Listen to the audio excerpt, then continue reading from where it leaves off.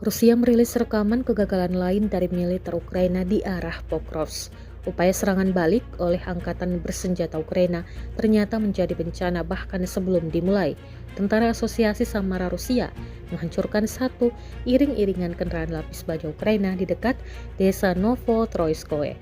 Rekamannya beredar di Telegram pada Minggu 8 Desember 2024. Dalam keterangan unggahan disebutkan, yang memimpin iring-iringan adalah yang pertama terbakar.